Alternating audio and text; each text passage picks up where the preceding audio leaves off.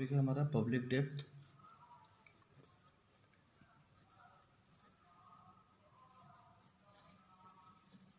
तो public depth का मतलब क्या होता है? पब्लिक का मतलब यहाँ पे गवर्नमेंट हो गया, और डेप्थ का मतलब हो गया उधार। ठीक है, तो गवर्नमेंट का जो भी उधार होता है हम लोग पब्लिक डेप्थ में पढ़ते हैं। तो यहाँ पे डेफिनेशन है, public depth is the depth which the government ons to their subject और to the Nations nationals of the other countries.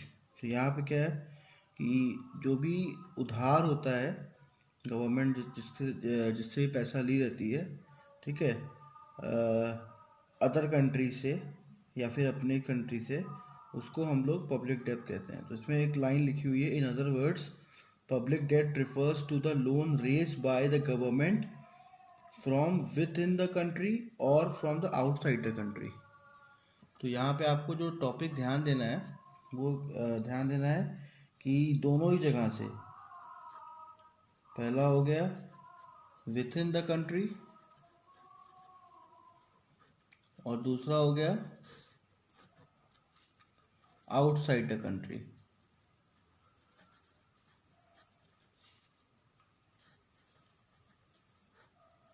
तो दोनों ही सिचुएशन में आप उसको पब्लिक डेब्ट कहेंगे। ठीक है, पब्लिक डेब्ट का मतलब क्या हुआ? ऐसे उधार जो गवर्नमेंट लिया हुआ है अपनी कंट्री से और साथ ही साथ दूसरी कंट्री से, तो उसको हम लोग बोलते हैं पब्लिक डेब्ट। तो ये हो गया इसका डेफिनेशन। ठीक है, अब आते हैं नेक्स्ट पब्लिक डेब्ट के बाद कि टाइप्स ऑफ पब्लिक डेब्ट, क्या क्या चीज़ें आती हैं टाइप्स ऑफ पब्लिक डेब्ट में। टाइप्स ऑफ पब्लिक डेब्ट,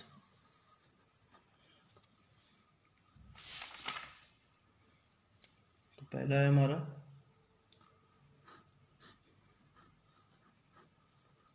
इंटरनल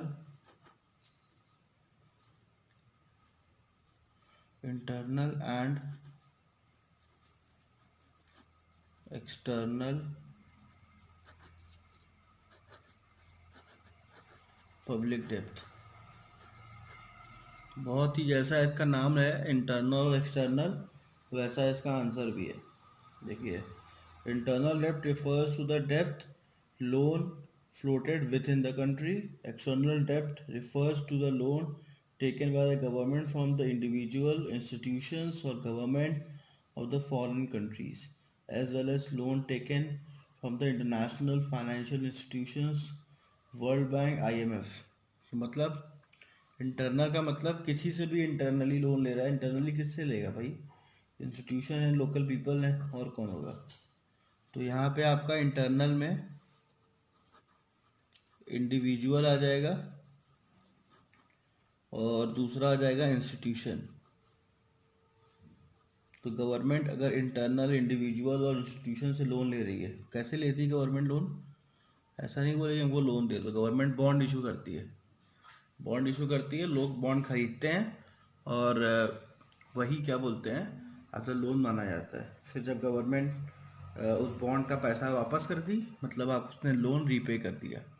ठीक है, तो लोन यहाँ पे इस तरीके से गवर्नमेंट हमसे लेती है। तो जब गवर्नमेंट बॉन्ड इशू करती है तो हम तो खरीदते ही हैं, तो हम तो इंडिविजुअल हो गए, लेकिन इसके अलावा बहुत सारे बैंक्स भी खरीदते हैं, बहुत सारे फाइनेंशियल इंस्टीट्यूशंस भी खरीदते हैं उस बॉन्ड को। वो यहाँ पे इंस्टीट्यूशंस हो गए, ठीक है, बैंक हो गए, फाइनेंशियल ये हो गए, सब लोग खरीदते हैं क्योंकि फ़ायदा होता है ना, उसमें आपको रेट ऑफ इंटरेस्ट अच्छा मिलता है। तो आप भी सोचते हो चलो ठीक है, और किसी को लोन देने से अच्छा गवर्नमेंट लोन दे दो, और वो सिक्योरिटी रहता है कि पैसा डूबता नहीं है। ठीक है, तो लोग पसंद करते हैं ये इंडिविजुअल और इंस्टीट्यूशन, मतलब इंडिविजुअल और इंस्टीट्यूशन पसंद करते हैं कि वो इंटरनल पब्लिक डेप्थ में पार्ट लें। ठीक है, और जब बात करते हैं एक्सटर्नल की, तो बात सेम चीज़ है, इंडिविजुअल इंस्टीट्यूशन तो रहेगा ही, और यहाँ पे बड़े बड़े इंस्टीट्यूशन जैसे वर्ल्ड बैंक हो गया, ठीक है, वो सब भी आ जाता है, और आईएमएफ हो गया, और उसके अलावा अलग अलग कंट्री के बैंक भी होते हैं जो कि बड़ी बड़ी कंट्रीज़ को लोन देते हैं, ठीक है। तो इस तरीके से गवर्नमेंट का काम चलता है। तो इसको हम लोग इंटरनल और एक्सटर्नल लोन में लेते हैं। तो टाइप्स में आपको खुद से अगर एग्जाम में टाइप पूछ रहा है, टाइप्स ऑफ पब्लिक डेब्ट, तो आपको इंटरनल एक्सटर्नल सारे टाइप अपने से बताने पड़ेंगे, और इसमें सब में एग्जाम्पल ज़रूर लिखिएगा, ठीक है। इस तरीके से वर्ल्ड बैंक, आईएमएफ, और इसमें आपका इंडिविजुअल इंस्टीट्यूशन में इंडियन बैंक्स हो गए, ठीक है। जितने भी इंडियन बैंक्स हो गए, इंडियन फाइनेंशियल इंस्टीट्यूशन हो गए, वो सब आएंगे। तो एग्जाम्पल लिखेंगे तो आपको नंबर अच्छा मिलेगा, और इसमें कुछ ऐसा है भी कि मार्क्स कटे आपका। उसके बाद नेक्स्ट आते हैं हम लोग। नेक्स्ट है प्रोडक्टिव और अनप्रोडक्टिव डेब्ट। प्रोडक्टिव बहुत ही आसान सा चैप्टर है, समझ लीजिए। अगर आप थोड़ा सा मेहनत कर लें तो इसमें आपको नंबर बहुत अच्छा मिलेगा। अनप्रोडक्टिव डेब्ट। तो प्रोडक्टिव में क्या हुआ? ऐसा उधार जिसको लेने से हमारी प्रोडक्टिविटी बढ़ गई, ठीक है। और ऐसा उधार जिसको लेने से हमारी प्रोडक्टिविटी बढ़ ही रही, बस हमारा काम चल रहा है, ठीक है ना। तो उसको हम लोग बोलते हैं अनप्रोडक्टिव। तो अब प्रोडक्टिव को क्या बोलेंगे? मान लीजिए हमने कोई उधार लिया और उसको हम लोग ने रेलवे में खर्चा कर दिया, ठीक है ना। जैसे अब हमने लिया और रेलवे की पटरी बनवा दी, तो हमारा इंफ्रास्ट्रक्चर बढ़ गया ना, ये हमारा प्रोडक्टिव में आएगा। हमने कोई सोलर पावर लगा दिया अपनी कंट्री में उधार लेके, ठीक है, तो उसको बोलेंगे पावर प्रोजेक्ट। ये सबसे क्या हो रहा है? हमारी कंपनी का इंफ्रास्ट्रक्चर बढ़ रहा है, ठीक है। तो इंफ्रास्ट्रक्चर बढ़ रहा है और हमारी कंपनी को एक अलग से फ़ायदा भी हो रहा है, तो ये सब हमारा प्रोडक्टिव में आएगा, ठीक है। तो इसमें होगा एस्टेब्लिशमेंट ऑफ इंडस्ट्री। कोई एक इंडस्ट्री लगा दी, लोन लेके गवर्नमेंट ने इंडस्ट्री लगा दी, तो ये सब काम अगर गवर्नमेंट कर रही है तो that will be the part of productive डेब्ट। सिंपल सा देखिए, बहुत ही मतलब आपको कॉम्प्लेक्स नहीं, नाम ही अपने आप को बता रहा है कि हम हैं कौन, ठीक है। प्रोडक्टिव बोल रहा है कि हाँ हम प्रोडक्टिव है। मतलब अगर गवर्नमेंट पैसा ले रही है, गवर्नमेंट ऐसे जगह पे लगा रही है जो कि प्रोडक्टिव हो जा रहा है। डेफिसिट फाइनेंसिंग में क्या क्या चीज़ें आती हैं? Deficit financing. डेफिसिट फाइनेंसिंग का मतलब क्या होता है? पहले डेफिसिट का मतलब होता है कम, ठीक है। फाइनेंसिंग का मतलब होता है पैसा रेज करना, ठीक है। तो अब यहाँ पे आप इसको समझेंगे तो किस तरीके से होगा। Deficit financing means meeting the deficit between the government expenditure and the revenue through the creation of new money. यहाँ पे होता क्या है? अब गवर्नमेंट ने मान लीजिए ये साइज का एक्सपेंसेस कर दिया, ठीक है, और इनकम जो है उसको इस साइज का है, ठीक है। तो अब गवर्नमेंट कहाँ चला गया? डेफिसिट में चला गया, ठीक है। मतलब जब हमारा एक्सपेंडिचर ज़्यादा हो और इनकम कम हो, देखिए हमारा एक्सपेंडिचर ज़्यादा है, इनकम कम है, सिचुएशन डेफिसिट का हो जाता है। पहले ये समझ लीजिए डेफिसिट होता है क्या, ये क्लियर हो गया आपको कि साहब जब इनकम हमारा कम होगा और खर्चा गवर्नमेंट का बहुत ज़्यादा होगा तो उस सिचुएशन को हम डेफिसिट कहेंगे, ठीक है। अब क्या बोल रहा है? अब इसके संग डेफिसिट के संग फाइनेंसिंग वर्ड जोड़ दिया है, तो इसका डेफिनेशन क्या बन रहा है? It means meeting the deficit between the government expenditure and revenue through the creation of new money. अब यहाँ पे ये पैसा कहाँ से देगा गवर्नमेंट? अब यहाँ पे होगा क्रिएशन ऑफ न्यू मनी। अब हमको कहीं से पैसा लाना है गवर्नमेंट को। आपको ये भी पता है कि हमारी गवर्नमेंट पैसा छाप नहीं सकती जब तक उसके पास गोल्ड नहीं है, ठीक है ना। इसीलिए बाबा गवर्नमेंट कहती है कि भाई इंपोर्ट मत करो, इंपोर्ट मत करो, मगर हमको चाहिए इंपोर्टेड सामान, ठीक है। और उसके वजह से हमारा जो ये एक्सपेंडिचर बढ़ता चला जाता है, गवर्नमेंट का इनकम कम होता जाता है। एक्सपोर्टर्स दिखाई नहीं दे रहा है, इंपोर्टर्स भरे पड़े हुए हैं, सबको चाहिए इंपोर्टेड सामान। समझ में आ रहा है? तो अब क्या हो रहा है कि एक्सपेंसेस हमारा खूब बढ़ा जा रहा है, खूब बढ़ा जा रहा है, तो इनकम हमारा कम होता चला जा रहा है। अब ये सिचुएशन आ जाती है, फिर हम गवर्नमेंट को कोसते हैं कि गवर्नमेंट कुछ कर नहीं रही है। तो गवर्नमेंट इसमें क्या करे? हमारे देशवासी ही क्या बोलते हैं, एक्सपोर्टेड सामान यूज़ करना चाहते हैं, सॉरी इम्पोर्टेड सामान यूज़ करना चाहते हैं। तो ये प्रॉब्लम गवर्नमेंट को फेस करना पड़ता है यहाँ डेफिसिट का। तो अब बेचारी गवर्नमेंट क्या करती है डेफिसिट फाइनेंसिंग को दूर करने के लिए, फिर गवर्नमेंट को अलग अलग कंट्री से पैसे लेने पड़ते हैं। तो देखिए ध्यान से पढ़िए, सुनिए। The term deficit financing, however, has been defined in the term in the ways of the different countries. In Western countries, the excess of expenditure of the government over the current revenue, it refers to the deficit financing. The deficit is normally covered by the market borrowing and some creation of a new money. Thus, the Western sense in the deficit financing. तो ये अलग हो गया। In India हम लोग को पढ़ना है deficit financing has been defined directly differently if it is used to denote the excess of total government expenditure over total revenue composing the current revenue and public borrowing. Deficit financing is the Indian means of expenditure which is excess of the current revenue over the public borrowing, and the government ways cover the deficit either by running down its accumulated cash balance by borrowing from the central bank. तो देखिए पहला चीज government क्या करती है, इस चीज को खत्म करने के लिए सेंट्रल बैंक से पैसा बोरो करती है। ठीक है, सेंट्रल बैंक से उसको पैसे बोरो करने पड़ते हैं कि भाई कुछ पैसा दो, डेफिसिट फाइनेंसिंग मतलब डेफिसिट को कम करना है। चलिए ये समझ में आ गया कि चलिए सेंट्रल बैंक के पास जाती गवर्नमेंट, क्योंकि गवर्नमेंट के पास और कोई चारा है नहीं। और क्या करती है government, when the government run down is accumulated cash balance it implies withdrawal of the cash balance from the reserve bank of India and increase the supply of the money. When the government borrows money from the reserve bank, the later gives the loan by printing more currency note, thus in the both of the cases money supply increase। यहाँ पे अब government का motive क्या होता है central bank से पैसा लेने का, कि किसी तरीके से मनी की सप्लाई इंक्रीज करें। ठीक है, तो मनी सप्लाई को इंक्रीज करने का हमारा मोटिव होता है यहाँ पे। ठीक है, it clear from the above while concept deficit financing is the western country. यहाँ तो अब देखिए डेफिसिट फाइनेंसिंग अब जो गवर्नमेंट करती है दोनों ही ऑप्शंस होता है, या तो अपनी कंट्री से पैसा व्यवस्था करे और नहीं हो पाता तो उसके बाद गवर्नमेंट दूसरी कंट्री से पैसा व्यवस्था करती है। तो पहला उसका ऑप्शन होता है सेंट्रल बैंक। सिंपल सी बात है, आपको पता है कि हमारे पास सेंट्रल बैंक है, अगर वहाँ से कुछ अरेंजमेंट होता है तो ठीक है, नहीं तो दूसरी कंट्री से हम पैसा अरेंज करते हैं। तो दूसरी कंट्री से अरेंज करने में दिक्कत होता है, हमको हायर रेट ऑफ इंटरेस्ट देना पड़ता है। ठीक है, और अपना पैसा यहाँ पे इंटरेस्ट देने का फ़ायदा ये होता है गवर्नमेंट का, घर का पैसा घर में रह जाता है जो भी इंटरेस्ट देती है। ठीक है, तो गवर्नमेंट पहले कोशिश करती है कि सेंट्रल बैंक से ही हम पैसे बोरो कर लें, सेंट्रल बैंक अरेंज करके दे देती है। ठीक है, तो अब आते हैं क्यों डेफिसिट फाइनेंसिंग होता है, वाई। Why deficit financing.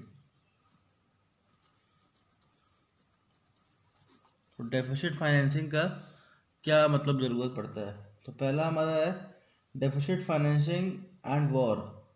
पहला होता है कि वॉर के टाइम में गवर्नमेंट डेफिसिट फाइनेंसिंग पे ध्यान देती है। तो क्या है deficit financing is generally is use a method of the meeting the financial needs of the government in the time of war. The modern war is costly. तो यहाँ पे सिंपल सा कॉन्सेप्ट ये है कि जब वॉर कुछ होना होता है तो उस कंडीशन में गवर्नमेंट की हालत ख़राब होती है, क्योंकि उसको बहुत सारे वेपन्स चाहिए होते हैं, तो उस वेपन्स को लिए गवर्नमेंट को उधार लेना पड़ता है। हो सकता है वेपन्स ही उधार में खरीद ले, ठीक है, या फिर कुछ पैसे किसी अलग कंट्री से उधार ले ले, या फिर अपने सेंट्रल बैंक से उधार ले ले। ठीक है, तो उधार की जब बात करेंगे तो पहले सेंट्रल बैंक आएगा, फिर हमारे हमारे लोग आएंगे। ठीक है, फिर सेंट्रल बैंक, हमारे लोग, उसके बाद आएगा अदर कंट्री। ठीक है, मतलब पहले इंटरनल गवर्नमेंट कोशिश करती है, नहीं मिलता तब एक्सटर्नल जाती है। ठीक है, तो पहला हो गया वॉर की कंडीशन में। तो वॉर की कंडीशन में डेफिसिट फाइनेंसिंग होती है। ठीक है, और ये अनप्रोडक्टिव ही होता है, क्योंकि आप वॉर कर रहे हो, पैसा कुछ इसका फ़ायदा तो आपका हो नहीं रहा है, ठीक है, सारा पैसा खर्च ही हो जाता है। उसके बाद नेक्स्ट है हमारा डेफिसिट फाइनेंसिंग एंड डिप्रेशन। तो इकोनॉमी जब डिप्रेशन में होती है, ठीक है, डिप्रेशन का मतलब क्या हुआ कि हमारे यहाँ आउटपुट और एम्प्लॉयमेंट का लेवल बढ़ता ही नहीं है, ठीक है ना। तो इस चीज़ से बाहर निकलने के लिए, मतलब डिप्रेशन कब होता है, जब हमारी कंट्री में आउटपुट जो है वो एकदम डाउन हो गया है, ठीक है, और एम्प्लॉयमेंट जो है वो भी एकदम डाउन हो गया है, मतलब लोगों को नौकरी नहीं मिल रही है, कंपनी कुछ प्रोड्यूस नहीं कर रही है। अगर ऐसा कोई केस होता है तो उसको डिप्रेशन का कंडीशन कहते हैं।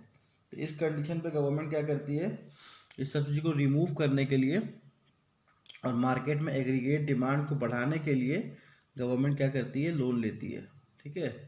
तो यहाँ पे डिप्रेशन में हमारा मोटिव क्या होता है, जो एग्रीगेट डिमांड है, एग्रीगेट डिमांड तो समझ ही रहे हैं, जो कंट्री की सारी डिमांड है उसको बढ़ाने के लिए, क्योंकि अगर एग्रीगेट डिमांड नहीं होगा तो प्रॉब्लम क्या होगा कि कंट्री में बिजनेस ही नहीं होगा। तो एग्रीगेट डिमांड को बढ़ाने के लिए गवर्नमेंट क्या करती है, यहाँ पे डेफिसिट फाइनेंसिंग करती है, ठीक है। तो ये डिप्रेशन की स्थिति है, यहाँ पे भी गवर्नमेंट फाइनेंसिंग करती है। उसके बाद आते हैं नेक्स्ट, नेक्स्ट टॉपिक हमारा क्या है डिप्रेशन के बाद। डिप्रेशन के बाद हम लोग पढ़ते हैं इकोनॉमिक डेवलपमेंट। अब इकोनॉमिक डेवलपमेंट में क्या होगा, इकोनॉमिक डेवलपमेंट का मतलब हो गया किसी तरीके से हमें, अगर इकोनॉमिक डेवलपमेंट मतलब अगर हमारा इकोनॉमी ही डेवलप नहीं कर पा रही है, ठीक है ना, कुछ कंट्रीज होती है जहाँ पे पैसे की बड़ी प्रॉब्लम है, जो अंडर डेवलप कंट्रीज होती हैं वो इस तरीके का फाइनेंसिंग करती हैं इकोनॉमिक डेवलपमेंट के लिए। तो बेसिकली कौन करता है, अंडर डेवलप कंट्री, ठीक है। तो बहुत सारी अंडर डेवलप कंट्रीज़ है जिसको पैसे की आवश्यकता होती रहती है। यहाँ पे कुछ वो नया नहीं करते, वो अपने देश को ही डेवलप करते हैं, ठीक है। तो वो भी डेफिसिट फाइनेंसिंग के लिए आता है। और डेफिसिट फाइनेंसिंग में हमने ना क्या पढ़ा, अभी तक हमारे 3 मेथड्स हो गए डेफिसिट फाइनेंसिंग के, ठीक है। 3 मेथड मतलब 3 वजह से, मेथड तो नहीं बोलेंगे, वजह, 3 वजह है जिसके वजह से डेफिसिट फाइनेंसिंग होता है, वॉर, डिप्रेशन और इकोनॉमिक डेवलपमेंट के लिए, ठीक है। अब इसके बाद हम लोग पढ़ेंगे the use of deficit financing for the economic development has been supported on the following grounds. तो क्यों ऐसा, मतलब ये इकोनॉमिक डेवलपमेंट के लिए क्यों इतना गवर्नमेंट को सपोर्ट किया जाता है कि भाई चलो ठीक है आप कर लो। क्योंकि देखिए इकोनॉमिक डेवलपमेंट से होता क्या है कि गवर्नमेंट कैश जनरेट कर सकती है, भाई अगर मार्केट में वो पैसा लेके आ रही है तो उस पैसे से और पैसा बना सकती है, ठीक है। तो इसीलिए इकोनॉमिक डेवलपमेंट को के लिए डेफिसिट फाइनेंसिंग के लिए, मतलब इसको प्रमोट किया जाता है। तो इंडिया में नॉर्मली आप देखोगे तो अच्छे ही स्टेज पे है। तो हम लोग ना तो वॉर ना तो डिप्रेशन से निकलना है, हमें केवल इकोनॉमिक डेवलपमेंट के लिए पैसे की ज़रूरत पड़ती है, ठीक है। तो इकोनॉमिक डेवलपमेंट के लिए अगर हम अगर लोन लेते हैं तो लोन लेते हैं, नहीं तो बाकी हमारी गवर्नमेंट और किसी से लोन नहीं लेती है। तो इकोनॉमिक डेवलपमेंट्स में अब देख लेते हैं क्या क्या, मतलब पॉइंट्स आ रही हैं। पहला है raising of additional resource. Raising of additional resource में देखिए क्या है कि अगर गवर्नमेंट डेफिसिट फाइनेंसिंग करती है तो गवर्नमेंट के पास एडिशनल रिसोर्स आ जाते हैं। उसके फ़ायदा क्या होता है, गवर्नमेंट तुरंत ही क्या बोलते हैं अपने कंट्री को इस तरीके का बेनिफिट दे सकती है। Deficit financing enable the government to raise the financial resources quickly for the financial development. तो अब अपने से पैसा कमाना और लोन लेके तुरंत उस चीज़ को डेवलपमेंट में डालना, तो लोन वाला काम थोड़ा जल्दी काम हो जाता है, ठीक है। तो गवर्नमेंट इसीलिए एडिशनल रिसोर्सेज के लिए डेफिसिट ये फाइनेंसिंग का रास्ता देखती है। उसके बाद है नेक्स्ट, और क्यों करती है कंपनी गवर्नमेंट डेफिसिट फाइनेंसिंग। उसके बाद नेक्स्ट है हमारा जनरेशन ऑफ सेविंग। तो भाई डिप्रेशन है, गवर्नमेंट मान लीजिए अगर हमारी कंट्री अंडर डेवलप्ड है तो हमारे कंट्री की सेविंग बहुत कम होगी, ठीक है। लोगों के पास उतना ही पैसा होता है जितने के वो खा पी के ख़त्म कर दे, ठीक है। तो इसीलिए गवर्नमेंट चाहती है कि लोग पैसा सेव भी करें, ठीक है। और अगर पैसा सेव करेंगे तभी वो पैसा आगे इन्वेस्ट करेंगे और फिर वो पैसा कमाएंगे और गवर्नमेंट भी पूरा का पैसा कमाएगी। तो इस चीज़ को प्रमोट करने के लिए भी गवर्नमेंट डेफिसिट फाइनेंसिंग करती है कि ताकि सेविंग जनरेट हो सके। जब मार्केट में पैसा ही नहीं रहेगा तो लोग सेव क्या करेंगे, ठीक है। तो इसीलिए मार्केट में पैसा डालने के लिए भी गवर्नमेंट डेफिसिट फाइनेंसिंग करती है ताकि हमारे लोगों की जो सेविंग्स है वो बढ़े। उसके बाद नेक्स्ट पॉइंट आता है हमारा increase in aggregate demand and purchasing power. तो increase in aggregate demand and purchasing power, तो यहाँ पे क्या है कि गवर्नमेंट फिर से हम लोग वही बात करेंगे कि भाई हमारी जो इकोनॉमी है वो अंडर डेवलप चल रही है, क्योंकि अब नॉर्मली हम ये मानते हैं कि जो अंडर डेवलप्ड इकोनॉमी होती है वही डेफिसिट फाइनेंसिंग करती है, मतलब बाहर से या फिर इंटरनल या फिर एक्सटर्नल कहीं से भी लोन उठाती है। तो यहाँ पे क्या है कि अगर अंडर डेवलप्ड कंट्री चल रही तो अंदर से लोन लेना तो पॉसिबल ही नहीं है, अब बाहर से लोन लेना पड़ेगा, ठीक है। तो यहाँ पे अगर बाहर से लोन गवर्नमेंट लेके आती है तो वो कोशिश करती है कि मार्केट में डिमांड बढ़े, फिर वहाँ से बाहर से लोन ला के अपनी कंट्री में उस लोन को सर्कुलेट करती है। तो लोग फिर बिजनेस करना स्टार्ट करते हैं और फिर धीरे धीरे उनके पास उनकी परचेजिंग पावर बढ़ती है। जो लोग जॉब कर रहे हैं वो जॉब में आ जाते हैं, जो बिजनेस कर रहे हैं वो बिजनेस करने लगते हैं और धीरे धीरे जो हमारी कंट्री की जो एग्रीगेट डिमांड है और परचेजिंग पावर है लोगों की बढ़ने लगती है और हम बेटर सिचुएशन में आने लगते हैं। नेक्स्ट है price rise of self destructive in the long run. A long justification for the deficit financing it that rise in the price will be self destructive in the long run, will increase in the money supply due to deficit financing price do rise. But the price rise is not only the short period, as soon as the start flow from the development project finance तो definite financing price में move down. देखिए यहाँ पे क्या बता रहा है कि अब एक प्रॉब्लम भी लोग समझते हैं कि अगर डेफिसिट फाइनेंसिंग करते हैं तो प्राइस राइज होगा, प्राइस राइज होगा तो खुद ही नुकसान होगा, तो ऐसा नहीं होता है। तो अगर प्राइस राइज होता भी है तो वो बहुत लॉन्ग रन में होता है, ठीक है। तो उतना गवर्नमेंट हैंडल कर सकती है, इसीलिए इस चीज़ को इतना मतलब सेल्फ डिस्ट्रक्टिव ना मान के ये माना जाता है कि शॉर्ट रन में हमारे जो कंट्री की इकोनॉमी है वो सुधर जाती है। तो लॉन्ग रन में ये डिस्ट्रक्टिव है कि आप इन्फ्लेशन को न्योता दे रहे हैं, बहुत सारा पैसा मार्केट में लेके आ रहे हैं, लेकिन शॉर्ट टर्म में हमारी जो कंट्री के लोग हैं उनको सुविधा मिल जाती है क्योंकि उनके पास पैसे होते हैं बिजनेस करने के लिए और सेव करने के लिए। उसके बाद आता है हमारा meeting increase demand for money. तो अब डिमांड ऑफ मनी तो मार्केट में रहता ही है, तो डिमांड ऑफ मनी को बढ़ाने के लिए भी गवर्नमेंट डेफिसिट फाइनेंसिंग करती है ताकि हमारे कंट्री में डिमांड फॉर मनी भी बढ़ा रहे, ठीक है। तो ये भी एक नया पॉइंट है, मतलब अलग पॉइंट है कि मनी के डिमांड को मेंटेन के लिए भी डेफिसिट फाइनेंसिंग किया जाता है। क्या होता है एडवर्स इफेक्ट, तो देखिए बहुत ही इजी टॉपिक्स हैं, अगर आप हल्का सा ध्यान देंगे तो ये आप इससे बहुत अच्छा नंबर स्कोर कर सकते हैं, और खासकर हमारे सीबीएसई के बच्चे। आईएससी में तो इसमें स्कोरिंग है ही, लेकिन सीबीएसई में बहुत अच्छा स्कोर इसमें मिलता है। Adverse effects of deficit financing, तो क्या बुरा प्रभाव पड़ता है फटाफट देख लेते हैं। पहला है डेफिसिट फाइनेंसिंग को हम लोग इन्फ्लेशनरी बोलते हैं। इन्फ्लेशनरी क्यों बोलते हैं?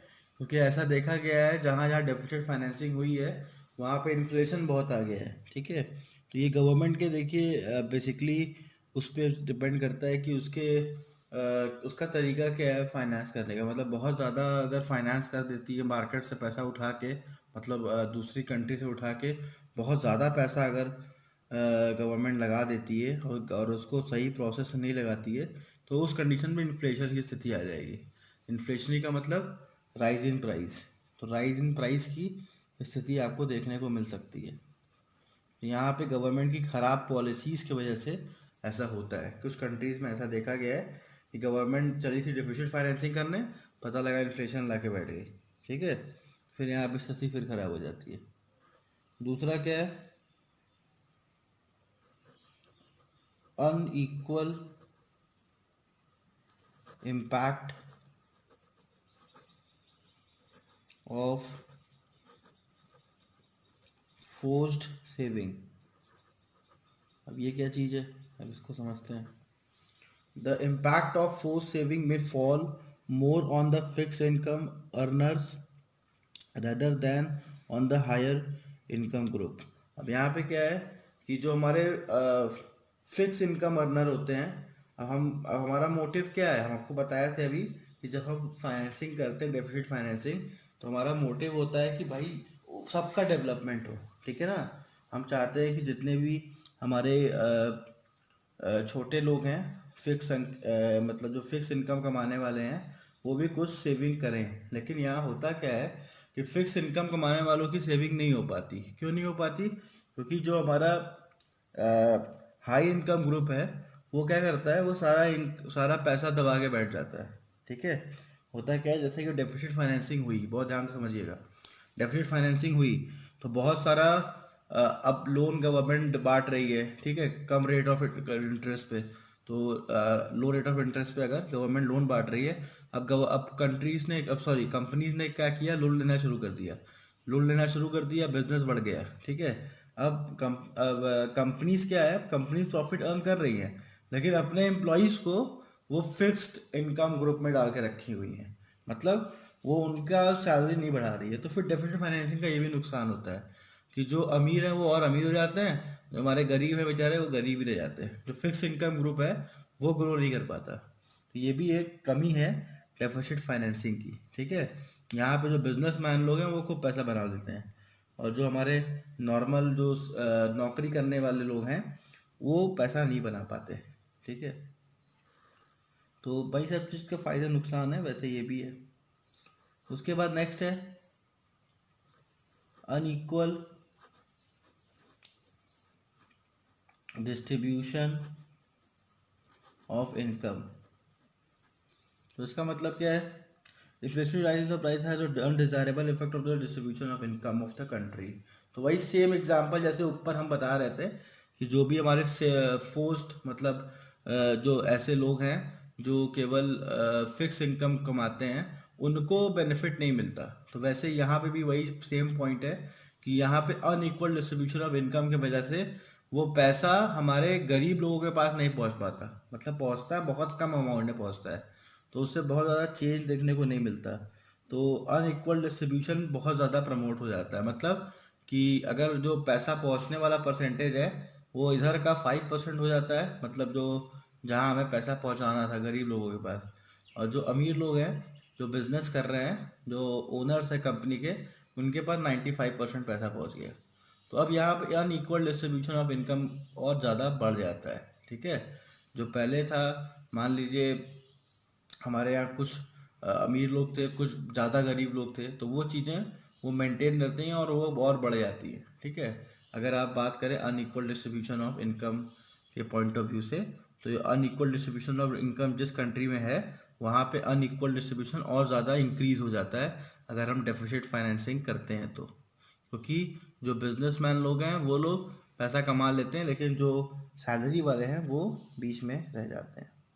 उसके बाद आते हैं next, change in the pattern of investment. देखिए इसमें क्या है, चेंज इन द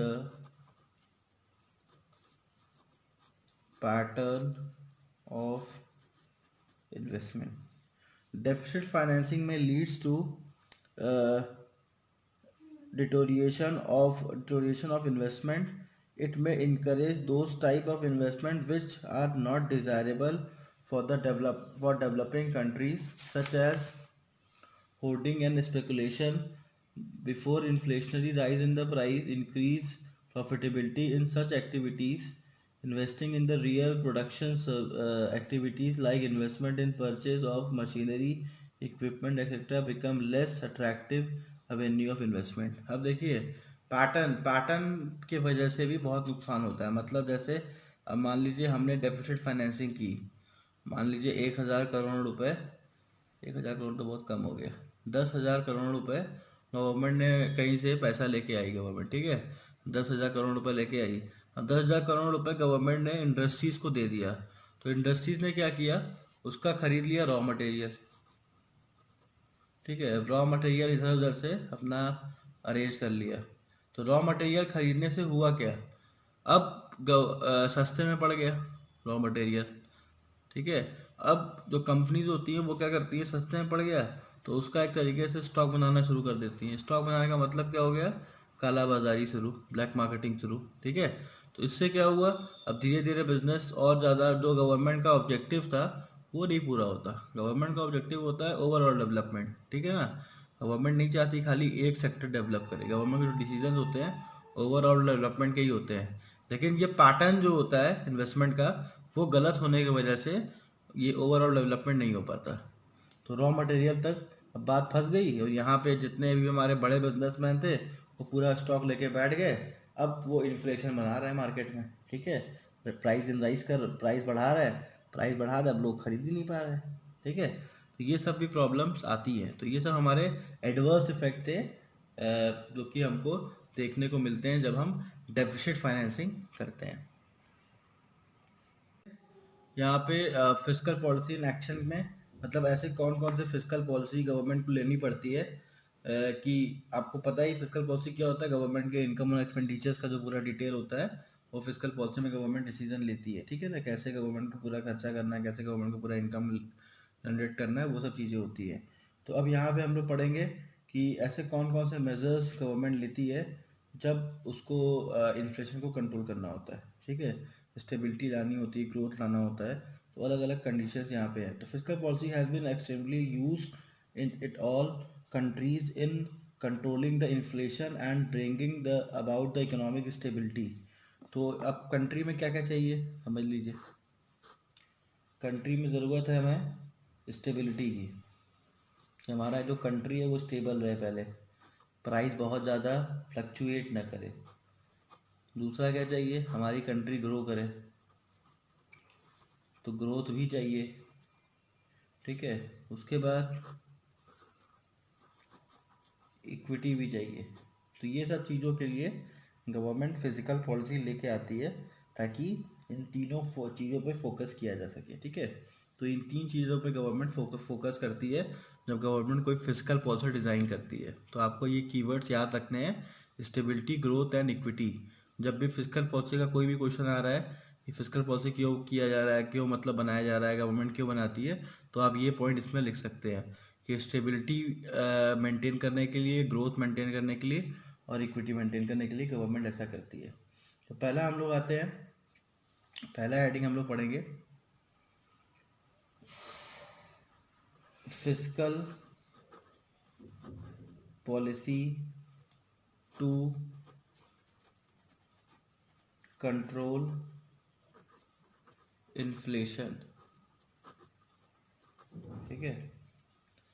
तो अब जब इस पॉइंट को पढ़ते हैं तो एक नया टॉपिक हमारे पास आता है जिसको हम बोलते हैं, देखिए, the fiscal policy is often use to control inflation, ठीक है। तो इसको कंट्रोल, इन्फ्लेशन को कंट्रोल करने के लिए अब जो फिस्कल पॉलिसी गवर्नमेंट यूज़ करती है उसको हम बोलते हैं कॉन्ट्रैक्शनरी फिस्कल पॉलिसी।